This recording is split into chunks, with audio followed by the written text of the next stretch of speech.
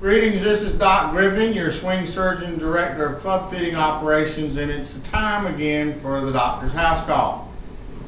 Today I wanted to talk to you about the driver, launch angle, distance, and a couple things that have just come up that I've seen over the past few months regarding fitting, particularly with the driver. When I know we're all looking to hit that driver a country mile. But let's face it, and let's be honest, again, we're going to check the ego at the door. If you've got an 80-mile-an-hour swing speed, I'm sorry, there's nothing I can do short of sending you down to the airport and letting you hit a ball off the runway that you're going to hit a ball 250 yards. It's just physically impossible.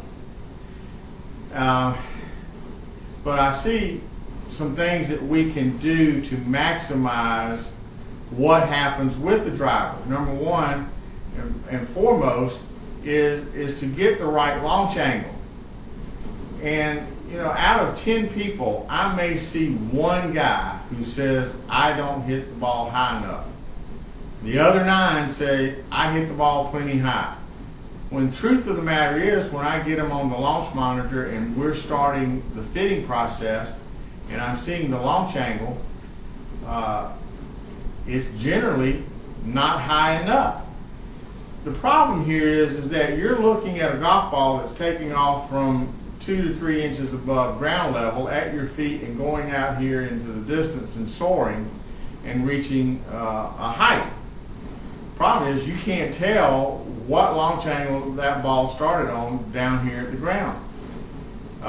The difference, if you can see it on my launch monitor, between a ball that starts off at 18 degrees of launch angle and one that starts off at 9-degree launch angle down here at the ground when it starts off, those lines are almost on top of each other.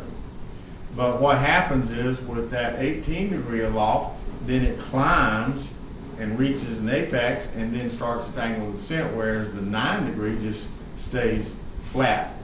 So I shouldn't say just stays flat, because that might give the image of being a line drive. I don't mean that it's a line drive, that it didn't get knee high to a grasshopper, but I mean it didn't reach an apex and then stay and soar and then come down. I can't tell you how many times I hear this comment. I hit the ball so high that when the ball comes down, it stays in its own pitch mark, it backs up, or it only rolls 2 or 3 feet. Well, let me put something on the table for you to consider that could also cause that, and it's not necessarily how high you hit the ball. And I'll ask you, is there any other place on the golf course where you hit a shot that comes in and you want it to sit down and stop? And I can hear the wheels turning. Of course, the answer was, yes, it's on the green. Okay, so what is it that makes a ball come in and sit down and stop on the green? Yes, I can hear it. The majority of you said spin. Ding, ding, ding, ding. You are absolutely correct. The ball spins, comes in, sits down on the green, and it stops. So why is it you think that it can't be spin off of a driver that causes the ball to hit and just die right where it is, or just trickle a little bit? I can tell you, it is too much spin that can cause that ball to come in and sit down and stop, and not necessarily hitting the ball too high. I see it day in and day out. Launch angles too low and spin rates way too high. Therefore, you don't get proper rollout. We're talking about spin rates in excess of 4,000 to 5,000 RPMs a minute when the spin rate needs to be down in the 2,600 range.